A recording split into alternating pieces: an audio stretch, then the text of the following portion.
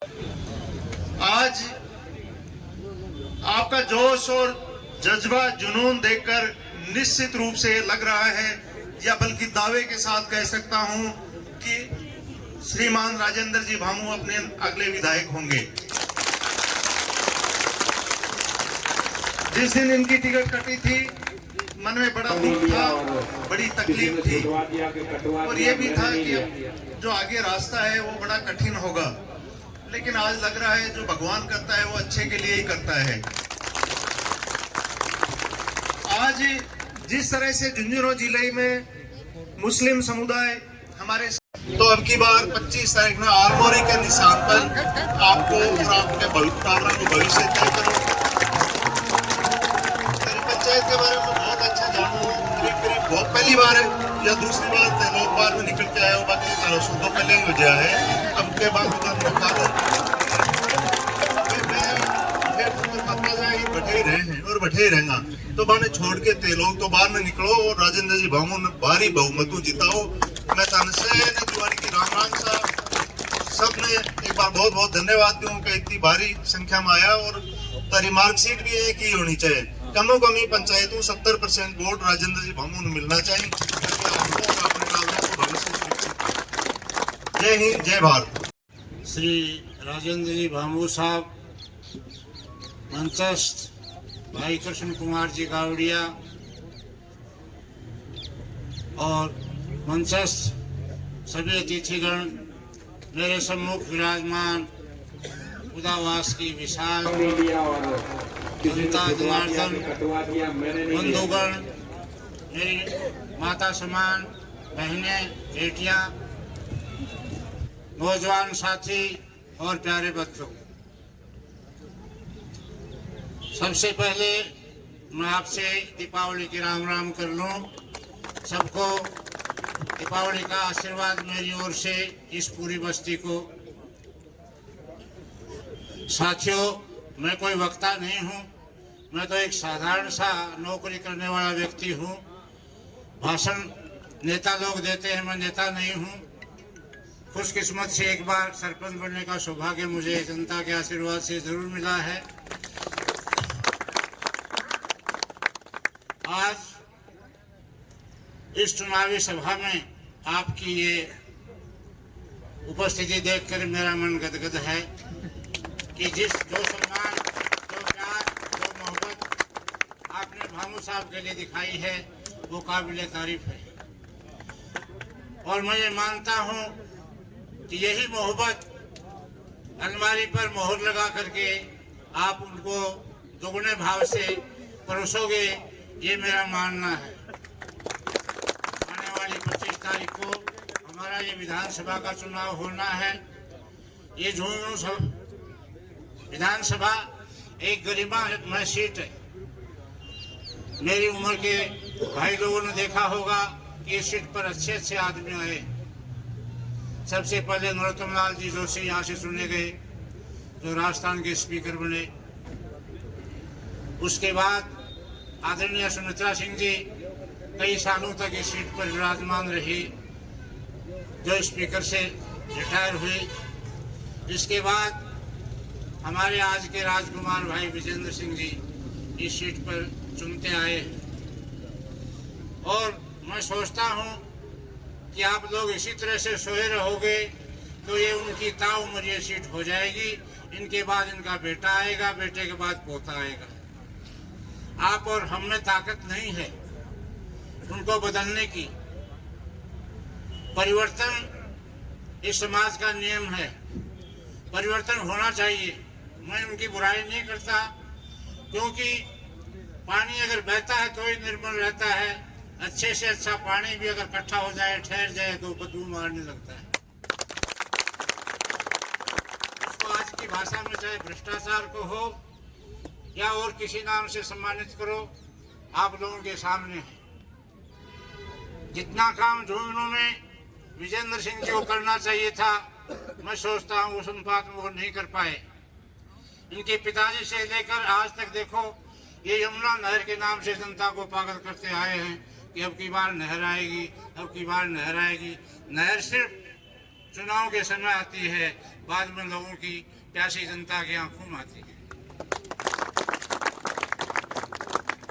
यहाँ पर एक खेल यूनिवर्सिटी आपके पास ही खोलने का इन्होंने प्रस्ताव पास करवाया, किसी ने करवाया, इन्होंने उसको बनाने में कोई दिलचस्पी नहीं दिखाई। खेल विद्यालय विश्वविद्यालय यहाँ से चला गया, हमारे नहीं आया। इस शहर में झुंझुनू में मेडिकल कॉलेज का चला, वो पहले सीकर चला गया, उसके बाद चूरू चला गया। अब हर जिले में मेडिकल कॉलेज खुलने को है तो अपना भी नंबर आ गया, उसमें इनका कोई काम नहीं।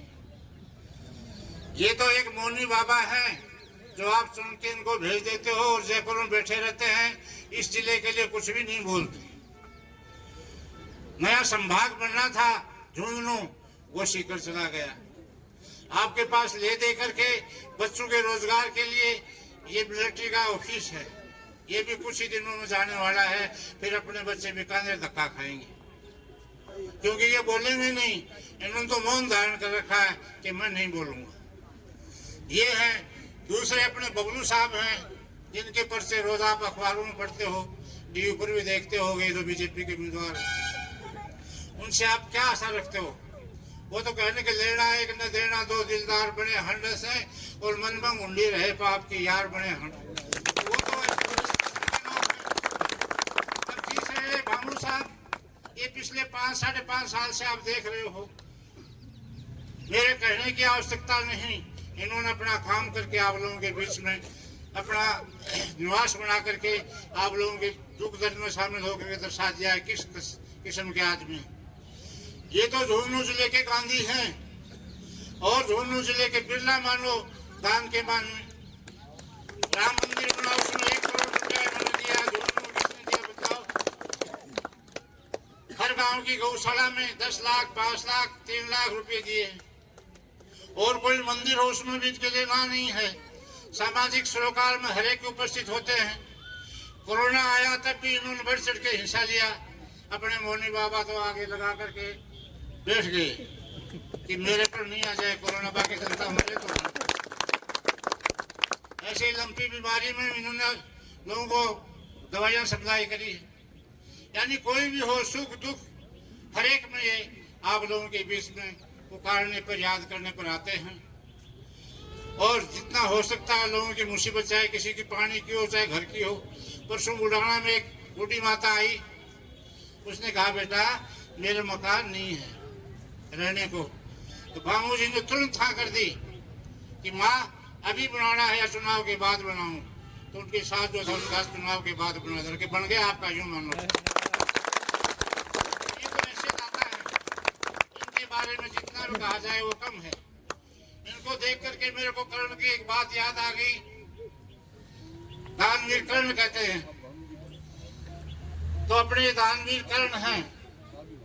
कर्ण के टाइम में जब वो घायल थे तब एक भगवान एक ब्राह्मण का रूप बना करके आए उनके पास कि मुझे बेटी की शादी करनी है, कुछ सोना चाहिए। उसने कहा बाबा इस समय तो मैं घायल पड़ा हूँ, कहाँ से दूं? तुम ऐसा करो मेरे घर पर चले जाओ, वहां से सोना ले लेना। उन्होंने कहा कि जो कुछ मांगोगे घर पे वो मेरी प्राण प्यारी दे देगी, सोने की भरी भराई वो सारी अलमारी दे देगी। तो वो अलमारी दाता कर्ण के, झुंझुनू के दाता कर्ण का चुनाव निशान क्या है? वो अलमारी है। जो कर्ण ने सोने की अलमारी बताई वो निशान की अलमारी है। तो आप आने वाली 25 तारीख को उस अलमारी को याद रख के वोटों से भर दो। ये आपको ब्याज सहित पैसा चुकाएंगे। तो मित्रों, मेरा आप लोगों से करवद यही निवेदन है कि आने वाली 25 तारीख को जागो, सो मत। बहुत सो लिए, 5 साल सो लिए, अब जागो। टिकट मिली नहीं, टिकट आपके हाथ में है। टिकट आप दोगे, पार्टी नहीं देती, पार्टी गलती कर देती है। तो उसको सुधारने का काम अपना है। अपन लोग मिलकर के सुधारेंगे तो ऐसी कोई ताकत नहीं जो उनको विधानसभा में जाने से रोक सके। किसी ने छुटवा दिया, कटवा दिया, मैंने नहीं लिया।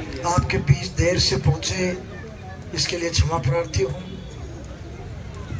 आप सभी को मैं दीपावली के इस पावन पर्व की हार्दिक बधाई और शुभकामनाएं प्रेषित करते हूँ। आपका ये पावन पर्व आपके जीवन में सुख समृद्धि लाए, आप लोगों के लिए मंगलमय हो, इसी कामना के साथ दीपावली की शुभकामनाएं। साथियों, मुझे समझ में नहीं आता कि मैं मेरी बात कहां से शुरू करूं, किस व्यक्ति का संबोधन पहले करूं, किस व्यक्ति का संबोधन बाद में करूं। इतने बड़े जनसैलाब को देखकर मैं हैरतमंद हूं, मैं की करते हुए मूड हूं, मैं अचंभित हूं और मैं गदगद हूं कि आप लोग इतनी बड़ी संख्या में मेरी माता बहनें बेटियां बड़े बुजुर्ग और युवा इस उदावास की पावन धरती पर इस चुनावी सभा में एकत्रित हुए। खैर साथियों, आज की चुनावी सभा में मंच पर विराजमान परम सम्माननीय अमीचंद जी मीर साहब, सूबेदार मेजर गणपतराव जी मीर साहब, सम्माननीय प्रताप जी रेसवाल साहब, सूबेदार मेजर जोरावर सिंह जी गुर्जर साहब, श्रीमान रामकुमार जी भूरिया जी, यूसुफ मुल्ला जी, सलीम बाबा साहब, समाज सेवी भामा साहब, प्रिय कृष्ण जी गौड़िया, श्रीमान संत कुमार जी जांगीर, हमारे भारतीय जनता पार्टी के वरिष्ठ नेता श्री राम जी सैनी और अभी उद्बोधन दे रहे बहुत ही सम्माननीय लालपुर पंचायत के पूर्व सरपंच श्रीमान गिरधारी लाल जी स्वामी सहित मंच के सदस्य विराजमान, उदावास और आसपास से पधारे आदरणीय बड़े बुजुर्गों, हम हमारे साथियों, युवा शक्ति जो कि मेरी पूंजी है, जिनके कंधों पर भावी भारत का जिम्मा है, आदरणीय की मेरी माताओं बहनों और बेटियों, मीडिया से पधारे हुए मित्र बंधुओं, आप सभी का इस चुनावी सभा के गरिमामय कार्यक्रम में गरिमामय उपस्थिति के लिए आपका अभिनंदन करता हूं, आपका अभिवादन करता हूं, आपका वंदन करता हूं। साथियों, जैसा कि सर्वविदित है, 25 नवंबर 2023 को राजस्थान विधानसभा अर्थात प्रदेश की सबसे बड़ी पंचायत के चुनाव होने जा रहे हैं। इस चुनाव में वैसे तो 9 प्रत्याशी हैं, लेकिन मैं 9 प्रत्याशियों का जिक्र नहीं करके सिर्फ 2 प्रत्याशियों का जिक्र करूं तो अच्छा रहेगा कि जिनके बीच मुकाबला है। उसमें एक प्रत्याशी है कांग्रेस के श्रीमान विजेंद्र जी ओला, दूसरे उम्मीदवार हैं आपके अपने सेवक राजेंद्र फांबू, जो निर्दलीय प्रत्याशी के रूप में चुनाव मैदान में हैं। कांग्रेस प्रत्याशी का मैं अगर जिक्र करूं तो उन्हें कांग्रेस प्रत्याशी कहने में भी मुझे कुछ शर्म आ रही है, क्योंकि ये श्रीमान विजेंद्र जी ओला है, पिछली बार भी यहाँ से चुने गए थे। पूरे 5 साल तक जो पूर्ववर्ती सरकार थी उसको गिराने के लिए मानेसर जैसे होटलों में अपनी सरकार विरोधी गतिविधियों में संलिप्त रहे, और यहाँ जब जब भी श्रीमान मुख्यमंत्री जी पधारे तो अभी पड़ोस की बात है, पिशावर में जब अशोक गहलोत साहब आए तो श्रीमान जी ने वहां शिरकत करना भी उचित नहीं समझा। इसके अलावा अडावता में श्रीमती प्रियंका गांधी जो कि कांग्रेस की राष्ट्रीय महासचिव है, उन्होंने सम्माननीय सीताराम वाला की मूर्ति का अनावरण किया था। उस अनावरण पत्रिका में श्रीमान विजेंद्र जी ने अशोक जी गहलोत का नाम तक लिखने की इच्छा नहीं जाहिर की, तो मैं उनको कांग्रेस प्रत्याशी नहीं कहकर विजेंद्र जी ओला के प्रत्याशी के रूप में संबोधन करना उचित समझूंगा। इसके अलावा भी आप उनकी गतिविधियां देख रहे हैं, वो आपके सिवा आसपास की सारी कांग्रेस की सीटों को हराने में लगे हुए हैं। तो साथियों, ये चुनाव आपके अपने सेवक राजेंद्र फांबू और विजेंद्र जी ओला के बीच है। विजेंद्र जी ओला पिछले 6 चुनाव लड़ चुके हैं, अभी 7वां चुनाव लड़ रहे हैं। यूं कहिए कि वो वंशवाद और भ्रष्टाचार की प्रतिमा के रूप में है, और अगर मैं आप लोगों से अपील करना चाहूंगा कि अगर इस बार भी उन्हें आपने विधानसभा में भेज दिया तो आने वाले 50 साल तक अर्थात वर्तमान पीढ़ी का कोई भी व्यक्ति, कोई अच्छा कार्यकर्ता जिसकी राजनीतिक सोच और कोई सेवा की भावना रखे, कोई भी आदमी झुंझुनू विधानसभा से चुनाव लड़ने की इच्छा जाहिर नहीं करेगा। इस बात का मैं आप लोगों को दावे के साथ कह सकता हूं। तो आप सबको से विनम्र आग्रह है कि इस बार ऐसी कोई भूल नहीं करें कि विजेंद्र जी ओला नाम का कोई व्यक्ति विधानसभा में पहुंचे। तो साथियों, आप लोगों से मैं ये गुजारिश करते हुए एक बात और कहना चाहूँगा कि अगर आपने भूलवश या किसी गलती से इनको विधानसभा में पहुंचा दिया तो आने वाली पीढ़ी आपसे प्रश्न करेगी कि 2023 में कौन मतदाता थे जिन्होंने ये भूल की है और इस बिजेंद्र ओला जैसे गूंगे जनप्रतिनिधि को विधानसभा में भेजा है। तो ये भूल आप किसी भी तरह से न करें। मैं आप लोगों का जरूर वादा करता हूं कि आपने मुझे विधानसभा में भेजा तो मैं झुंझुनू के विकास की, चहुमुखी विकास के लिए कर संकल्प रहूंगा और उदावास मेरी पहली प्राथमिकता रहेगा। मैं हर काम में विकास के लिए, हर दुख दर्द में मेरी नजरों में ये उदावास का अहम हिस्सा होगा मेरा और मैं इनके लिए सदैव तत्पर रहूंगा कि इनका विकास कैसे हो।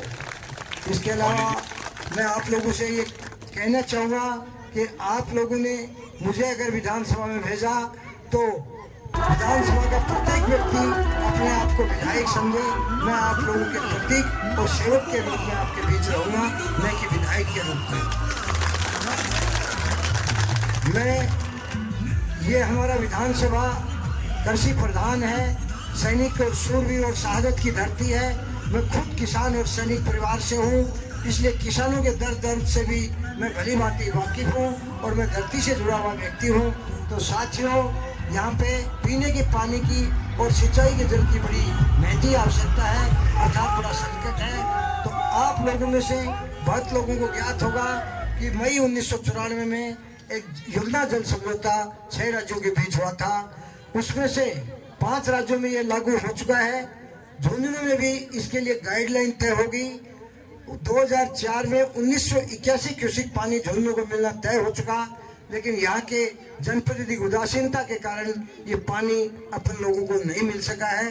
तो मैं आप लोगों को विश्वास दिलाता हूँ कि अगर आप लोगों ने मुझे विधानसभा में भेजा तो केंद्र की सरकार और राज्य सरकारों पर दबाव बनाकर और आपकी आवाज बनकर मैं निश्चित रूप से आपके लिए यमुना जल समझौता लागू करवाऊंगा, जो कि झुंझुनू विधानसभा के किसानों के लिए लाइफलाइन होगा।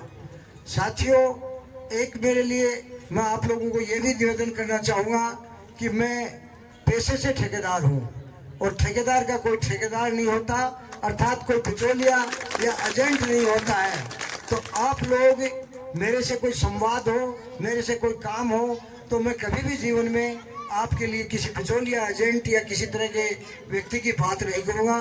सीधे आए, सीधे अपनी बात कहें। मैं दिन रात आपकी सेवा में हर समय हाजिर मिलूंगा, इस बात का मैं वादा करता हूँ। इसके अलावा एक आप लोगों को गुमराह करा जा रहा है कि ये व्यक्ति निर्दलीय है।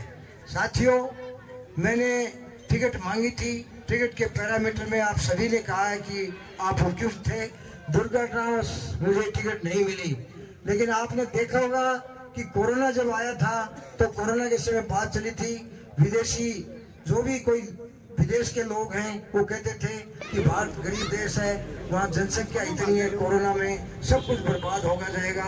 लेकिन कुशल प्रबंधन से वो आपदा थी अवसर में बदल गई। ठीक उसी प्रकार से अपनी जो टिकट कटी कुछ दिन के लिए जैसा कृष्ण जी गाँव की बड़ी परेशानी हुई, बड़ी आपदा महसूस हुई। लेकिन साथियों, अब आपको मैं आश्वस्त करता हूँ कि विधानसभा में परिवर्तन की प्रयास चल रही है। उस बात के लिए मैं आप लोगों को विश्वास दिलाता हूँ या विश्वास दिलाता हूँ कि इस विधानसभा में परिवर्तन सुनिश्चित है। समाज सेवी कृष्ण कुमार जी गौड़िया के लिए अवसर में बदल गई है। और झुंझुनू विधानसभा का इतिहास बता के देखिए, जब जब कांग्रेस के खिलाफ झुंझुनू विधानसभा ने करवट ली है, अर्थात उसके खिलाफ खड़ा हुआ है, तो यहाँ से कांग्रेस परास्त हुई है। उसी कड़ी में आज स्टेज पर भी मुल्ला जी और हमारे दूसरे जनप्रतिनिधि यहाँ उपस्थित हैं। पूरे झुंझुनू का माहौल मतलब के अल्पसंख्यक समुदाय का आप देखें तो निश्चित रूप से परिवर्तन की पहल चल रही है और आपका अपना सेवक निश्चित रूप से विधानसभा में जाएगा आपके सहयोग से। और आप लोग जिस अलमारी पे मतदान करोगे उस अलमारी की चाबी आप लोगों के साथ पास में होगी और सरकार भी आपके सहयोग से ही बन पाएगी। इस बात का भी मैं आप लोगों को विश्वास दिलाता हूँ। अंत में मैं एक बात और कहना चाहूँगा, विशेष रूप से मेरी माता बहन बेटियों से और युवाओं से। साथियों, चुनाव वह पार्टी जीतती है जो बूथ जीतता है। बूथ जीतने के लिए विशेष रूप से युवा शक्ति और मातृ शक्ति की जरूरत होती है। उदावास में मैं देख रहा हूं कि यहाँ के जो भी जवान हैं अर्थात युवा हैं, उनमें बड़ा जज्बा है, बड़ा जुनून है और यहाँ की युवा महिला शक्ति भी उनसे कम नहीं है। 2 घंटे देर से भी, काम के समय भी यहाँ इतनी परेशानी में ये लोग यहाँ विराजे हैं। तो मैं आप सभी माता बहन और युवाओं से अपील करना चाहूँगा कि 25 नवंबर को 2023 को अल सुबह आप उठकर स्नान करके बड़ी संख्या में मतदान केंद्र पर पहुंचे और ये लोकतंत्र का सबसे बड़ा महायुग, इसके अंदर, इस महायज्ञ के अंदर आप अलमारी के निशान